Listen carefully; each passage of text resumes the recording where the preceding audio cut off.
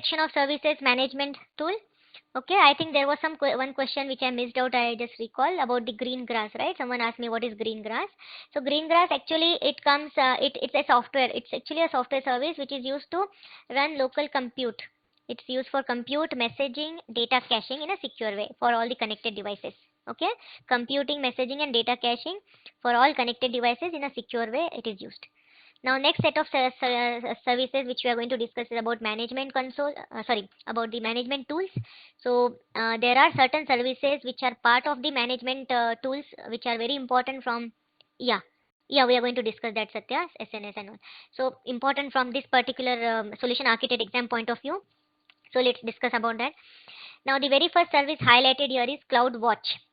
It's an important service. Again, we are going to discuss this with all the services, with almost all the services what we are going to launch. The CloudWatch comes into picture, and I will show you how exactly it is used. So CloudWatch is used to monitor your resources in the AWS cloud environment. Okay, it monitors, and you can even set the alert. You can it can monitor multiple resources, the processor utilization, your IO activity, network IO activity, all it can monitor. So you can get alerts when an error occurs or when AWS services are disconnected. Okay, so you can configure the alert and you can get it notified. So that is CloudWatch. So in short, you can remember at this point, it is used to monitor the resources in the cloud environment. Okay. Then we have next is CloudFormation. Again, a very useful service. It allows you to set up a bunch of connected AWS services together. For example, let's say I have created my complete infrastructure in the cloud environment, AWS cloud environment. Now I want to again in a different region, let's say, or I want to create a DR site and I want to exact replica of my existing infrastructure I want to create on my DR site.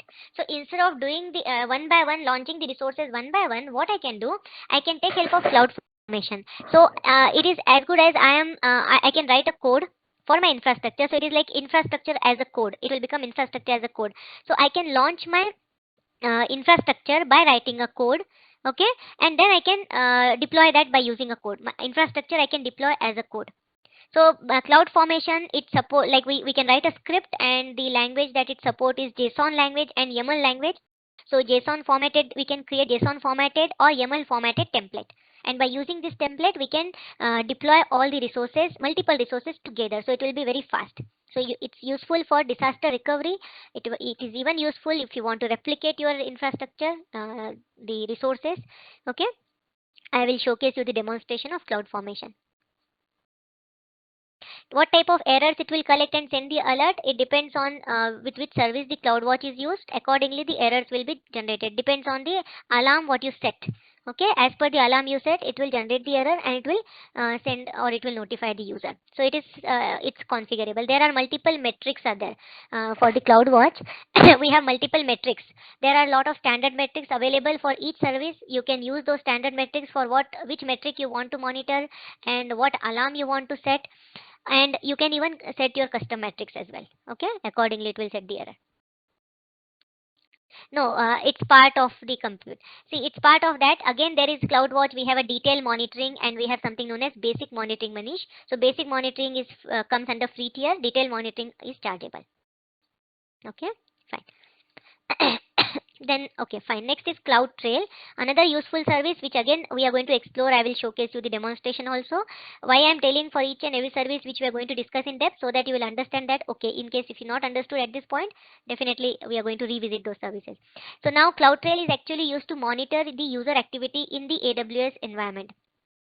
By which user you logged in, what time you logged in, then what services you launched, what service you terminated, which database you launched, each and everything will be recorded by CloudTrail. So it audits user activities on your AWS resources, and this monitoring user activity is very much useful for security team, right? They will analyze this log, but yeah, it can generate a log. CloudTrail can generate a log, but analyzing cannot be done by CloudTrail.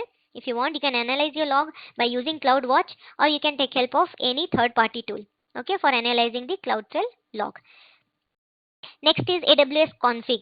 So this is another service which we are going to discuss. That is Config. It keeps track of configuration management changes any changes is been done, what it does, no, it compares with the best practices defined by AWS, and then if it finds that your service is not in compliant with the best practices, it will give you the information on that.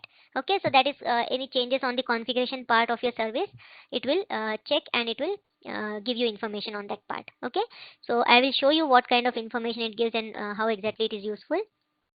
Then we have known as something another service, OpsWork. It is very similar to your cloud formation, which helps configure and manage your operations using Chef. Right? Again, a configuration. Chef is again a configuration management tool.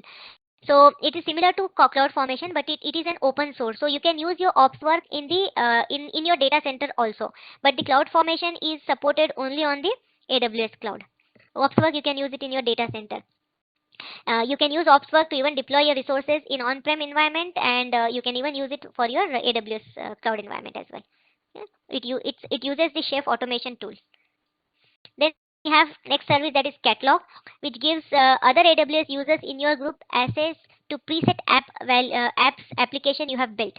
Okay, so by using this, you can other AWS users, you can give access to the application what you have built. Then you have Trusted Advisor. This is one more service which we are going to discuss in depth. Trusted Advisor will give you some kind of recommendations. It's a recommendation tool. Let's say you are using multiple services. Okay, now suppose if you are not using the or following the best practices defined by AWS, so Trusted Advisor will give you the recommendations based on the best practices defined by AWS under this 4 category. It will give you recommendations on the cost optimization, performance, security, and fault tolerance. Suppose you have not secured your EC2 instance properly, so it will give you recommendations. Okay, if you do this, you can secure your environment, your EC2 instance. Or let's say you are you have launched some instance, but you are hardly using it, so it will give you on the cost part, like you are simply wasting your money in that. Since you are not using it, probably you can terminate your resource, or probably you can degrade the specification. So it will give you some kind of recommendation based on your the best practices, okay, under these 4 pillars. So I will show you where you can see this information, the Trusted Advisor. Then you have something known as Personal Health Dashboard, which will give you alerts and remediation guidance when your AWS is experiencing event that may impact you. Let's say some service in the backend at the AWS data center has some problem with some hardware or some some application or service. So that it will highlight on the Personal Health Dashboard. In case if you are deployed something on top of that and it might hamper your infrastructure or your service, it will be highlighted in your Personal Health Dashboard. Okay, the catalog is gives other AWS users in your group access to preset application you have built. Okay, you have multiple, let's say you have created a group of users, so for any user you can give access to the preset application. Whatever application you have built, you can give the access to a particular user by using the catalog.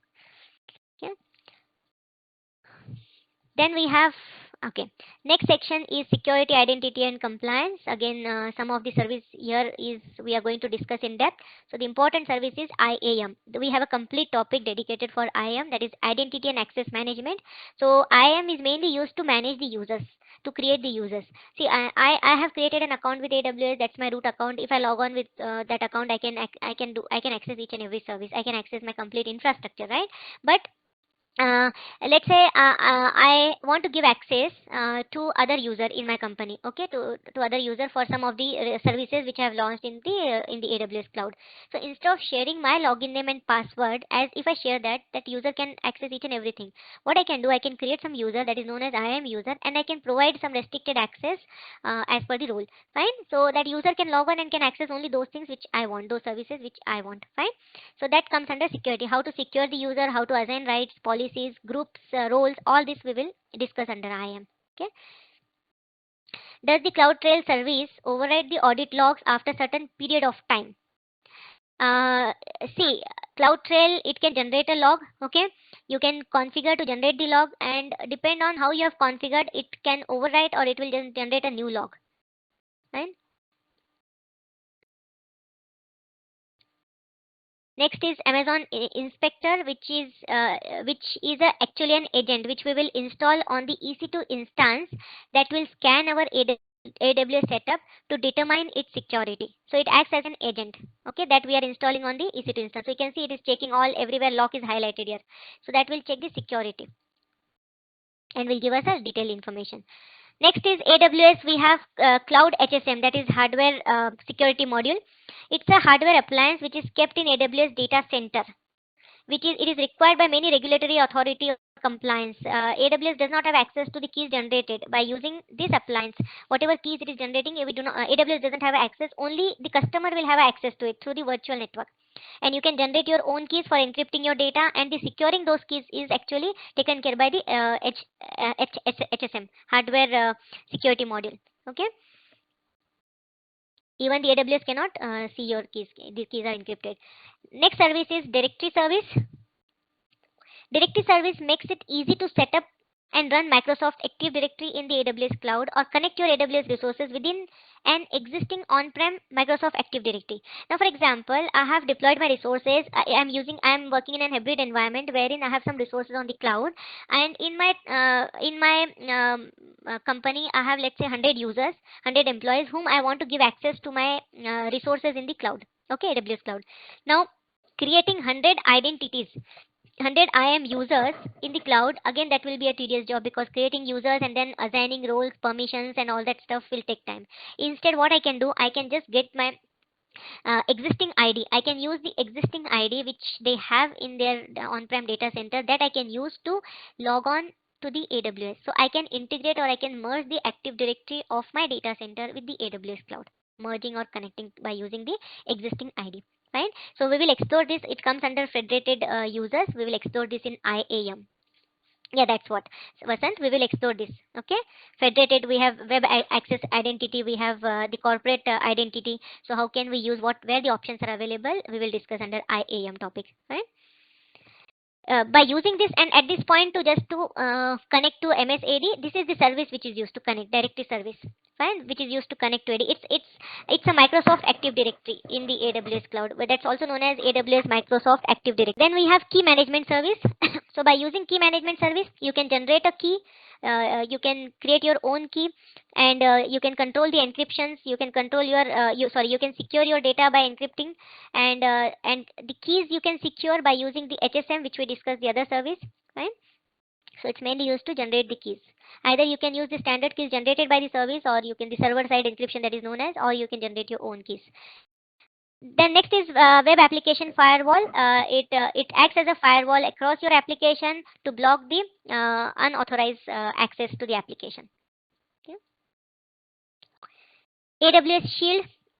It's a managed distributed denial of service protection service that safeguard your web application running on AWS. So these are all like safeguarding, whether it is WAF or whether it is Shield. It is to safeguard your application with different types of attacks. Next is certificate manager. It is mainly used to handle handle the complexity of provisioning, deploying and managing SSL or TLS certificate for your AWS based websites and application. So if what you can do, either you can get your own SSL certificate, you can manage your own SSL, or you can bring your own SSL certificate, upload it in the AWS and use it, or you can use the AWS certificate manager to create the certificate for you. So the certificate manager will create a certificate for you, or you can get your own certificate, the SSL. Both has different use cases, the Shield and WAF. WAF is your firewall, Shield is for DDoS. Okay. Then you have Artifact. Artifact provides on-demand access to security and compliance document, also known as audit artifacts. Suppose you have, let's say, when the external audit happens, the auditor will definitely ask you for the document, right? Whatever standards you are following, whatever standard you are claiming that we are so and so standard company and all, so you have to provide the documents. Likewise, in the AWS has lot of standards, lot of security standard AWS is following, and it is compliant. So if suppose auditor wants to know, or any customer wants to know, let's say any customer wants to know, let's say if AWS is saying that I am PCI compliant, and the customer wants to know, like, how come you're PCI compliant? Can you show me some document of that, the proof of that? So what you can do by using Artifact, you can download the audit report, and it's a self-service portal, and you can download for any compliant audit report required for your application, and you can showcase it to your customer. Okay.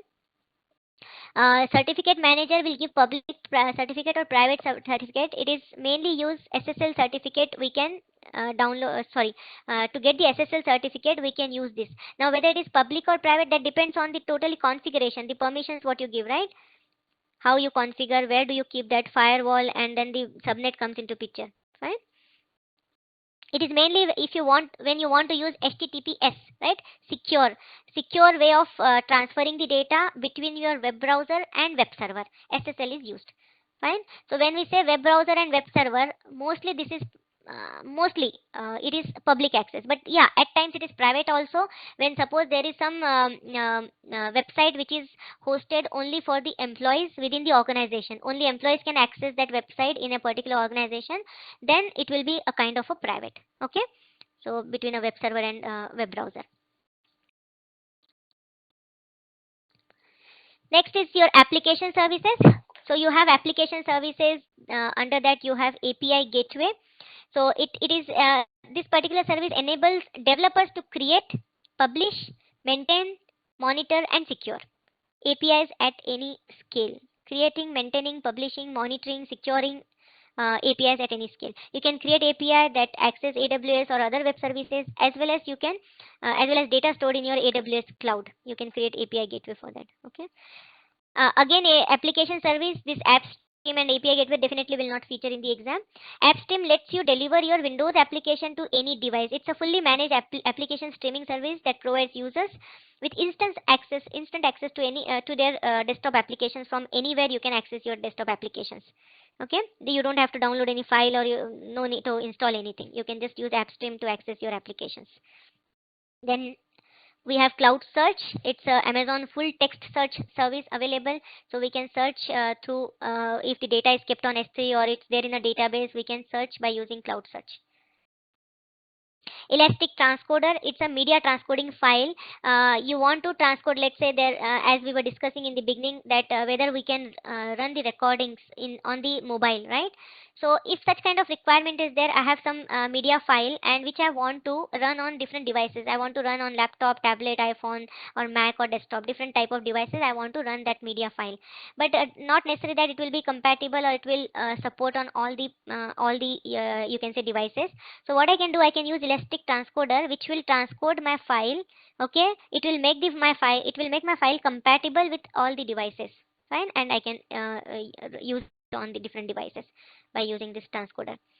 We have a simple email service which allows you to send one-off email such as transactional marketing email, password reset notification. Just like in your company also, you will get the notification like for password reset, and also it's like one go sending bulk messages, bulk emails to all the employees or to multiple users or customers, right? So that you can, such kind of things you can configure by using SES, simple email service. We will do this we have application services. We have a topic application service, so in that we will discuss this. I'll showcase you the demonstration.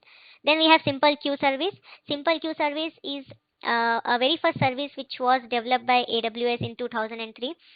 It's a queue service which increases the workflow between your distributed components of application that perform different tasks. So mainly SQS is used to decouple your environment, or your decouple your I can say between the server. For decoupling, this is the word which is associated with your SQS. So any question if you get from exam where the word decouple comes, you should choose the service SQS for decoupling. Okay, how does it decouple and how can we use SQS? We will discuss this in the application service. We will discuss the complete details about simple queue service, right? Then we have workflow service. Again, we will discuss this in application. Simple workflow service, it is used to coordinate multiple tasks. Okay, different tasks we can coordinate together by using workflow service. So this is SWF, is the service which is used by Amazon.com. Whenever you are purchasing something from Amazon.com, until that comes to your, until the what I can say, the product is delivered to your place, the complete workflow service works in the backend. This service is used in the backend. So how exactly this works, we will discuss that. So fine. So let's do a knowledge check, guys.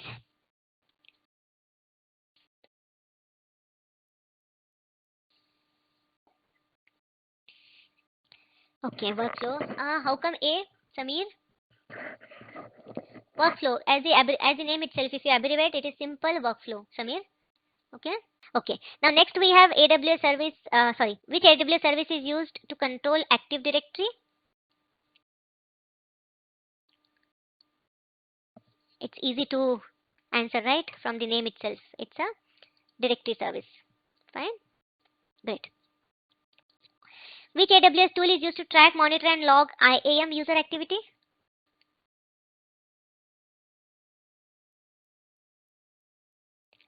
Vinay, CloudWatch. How come CloudWatch, Vinay? Vinay, Vishnu, CloudWatch. From the name itself, just for you to remember this service, because we are going to discuss in detail and it's important from solution architect point of view as well. Some of you have highlighted CloudWatch. See, watch means keeping track of. What to keep track? The services, cloud services, right? That's why the name CloudWatch is given. So whatever services you have deployed in your environment, okay, in your VPC inside on the AWS cloud, it will keep a watch on that. It will monitor those things. So that is CloudWatch. CloudTrail is the one which keeps track of your user activity. Okay.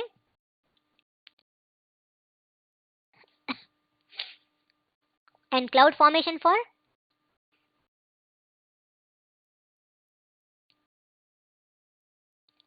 why I am revising this particular services, because it's important. Okay, other services I did not revise, which was not required, which was under developer and other things. Cloud formation is for, yeah, template creation, and by using template you can, it is used to deploy multiple resources together in by using a template. Fine. What about the inspector? What does it inspect? Yeah, it's an agent, right? It's an agent which will be installed on your EC2 instance, and that will do the inspection. Yeah, and yeah, it's highlighted here even. You can see inspector analyzes application security. Fine. Okay, so the key takeaways for from this particular topic: AWS is a secure cloud service platform. It's highlighted as a secure, right? So do you all agree that it is a secure cloud service platform, or it's a secure public cloud? Do you all agree with that? Though it is a public cloud, but it is a secure cloud. Why? How come it is a secure cloud? How can we say that it is? So what it says, yeah, for compute, database storage, content delivery, and other functionalities to help businesses scale and growth. AWS is truly global. As you know, the presence of AWS is there in 190 countries with 18 regions, and how many availability zone? Can anyone tell me? Let's see if you can recall.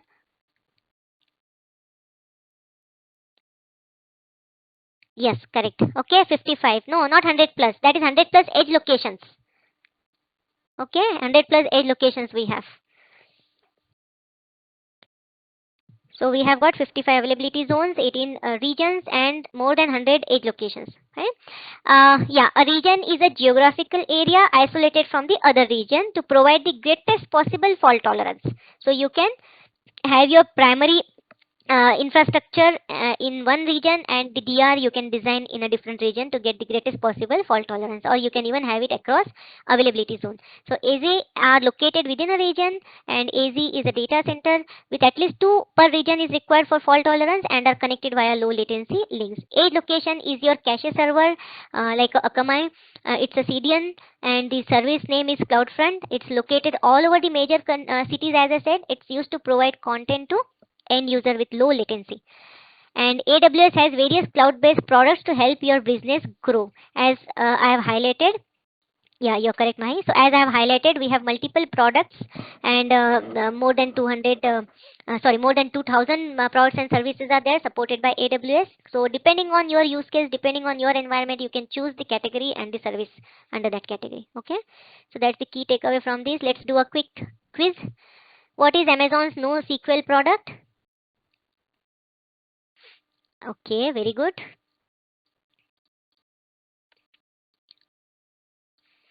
So you all are right.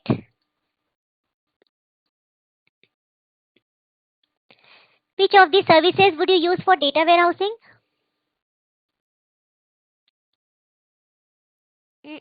Vinay, how come D? Pramila, Aurora is RDS. Remember, Aurora is a relational database. Okay. DynamoDB is your non-relational database. Redshift is your data warehousing solution. And Elastic Cache is a in-memory caching which we use with the database for caching. Okay. Okay, no problems. Which AWS service can you use to create Chef recipes? B. Someone said B. B. B. Who said B?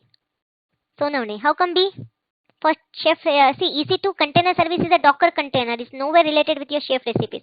Chef recipes are used with only ops work. Remember, it's a chef automation tool, right? As I said, ops work is similar to your cloud formation, and cloud formation, what it does, it is used to deploy multiple resources together. Same thing we can do with ops work. Even chef is again a configuration management tool, right? So these are all work on a similar line, has similar functionality.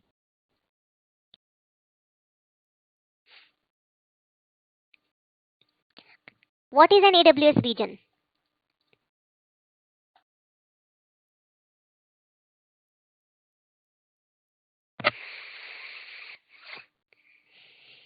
Good. So all of you are correct.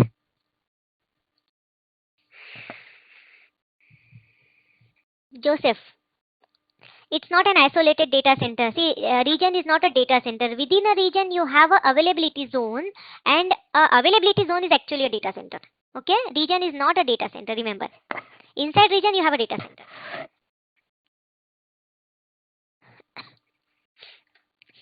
What is an availability zone?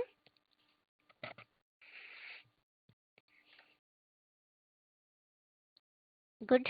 So it's a isolated location inside a region. What is the minimum number of AZ in a region? Gaurav, it's just one time, I guess you wanted to write. Again, typo 2 times you have written 2, so it is just 2. I can understand. Okay. So minimum 2 availability zone required in a region. Some region has 3, some has 5, some has 6, right? Yeah. What's the main benefit of using an edge location?